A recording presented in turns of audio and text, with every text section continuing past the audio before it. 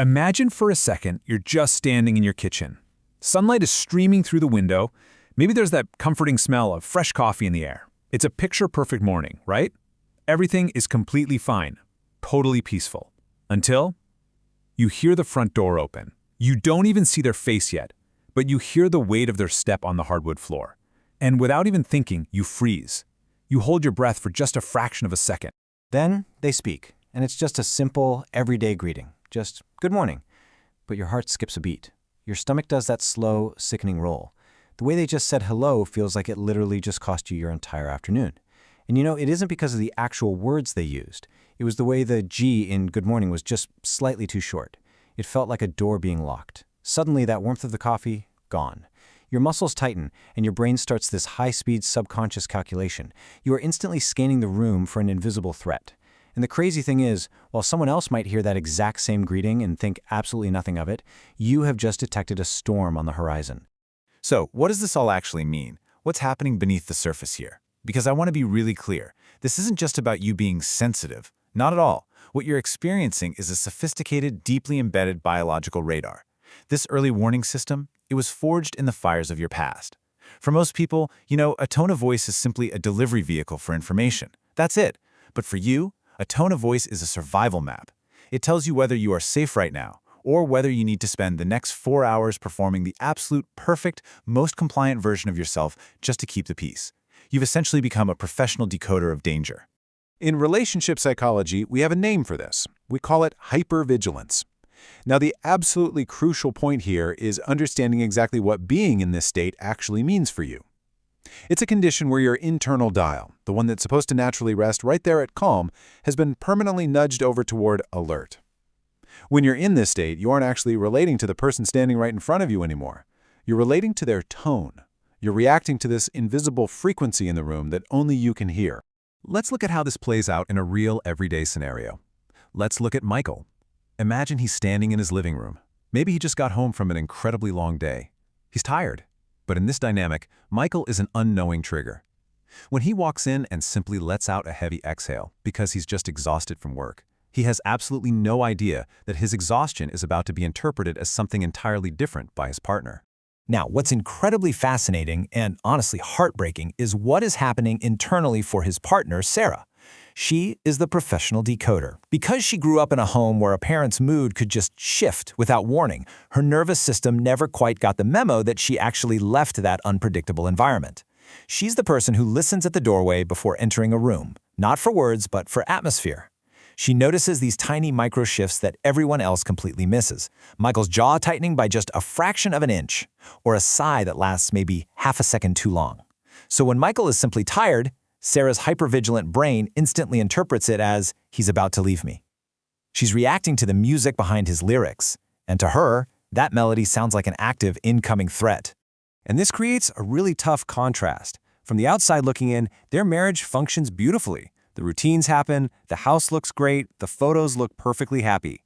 But inside, Sarah is basically walking on a floor made entirely of eggshells. She is always watching him. And this brings us to a really difficult place, what is known as the silent breaking point. It's this invisible threshold where a spouse quietly begins the long process of grieving the relationship. Honestly, by the time a partner finally says out loud, "I can't do this anymore," they have often been scanning for years. They are just deeply, deeply exhausted from being the emotional thermostat for the entire room, always trying to keep everyone else steady and balanced. If any of this is feeling familiar to you right now, I want you to realize something incredibly important. The problem isn't that you learn these protective behaviors. The problem is simply that the software scan is still running in the background. Your brain is a beautiful, amazing prediction machine, and right now it is weighing your past trauma heavily purely just to protect you. It's running an outdated scan. In a marriage, this constant threat modeling creates this me versus you battle of strength, and in that battle, the relationship always loses. But here's the profound promise, and I really want you to hear this. Deep, lasting repair is entirely possible. You are not broken, you are injured, and injuries can heal. Your sensitivity was actually a masterpiece of childhood survival. It kept you safe when you were small and defenseless. But today, you can actually teach your nervous system that it is allowed to simply exist. The eggshells are gone. And let's be clear, healing doesn't mean you suddenly stop noticing those tones or the heavy sighs. You still will. It just means learning that you no longer have to survive your partner's disappointment. You are an adult now, and safe relationships are exactly the place where this kind of trauma heals the absolute best. You really can step off those eggshells. So, how do we actually begin this repair? Well, the first step in this journey is moving from silent expectations over to clear agreements. You see, expectations are honestly the silent killers of intimacy because we quietly expect our partners to just know how to soothe us. And when they inevitably don't, we spiral right into resentment.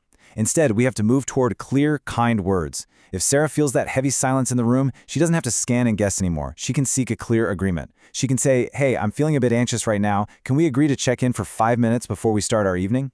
Agreements create a win-win for both of you, whereas silent expectations, they just create a hidden score sheet where everyone ultimately loses. The second step is reclaiming what we call micro-moments. Real deep connection isn't usually built in these grand, sweeping, cinematic gestures. It is built in tiny, small, intentional acts of safety. This might be a lingering 6-second hug when Michael walks through the door, or asking a genuinely curious question about his inner world. These micro-moments send a powerful biological signal straight to the brain. They tell your nervous system, I am not a predator and you are not prey. It's about building a we mindset.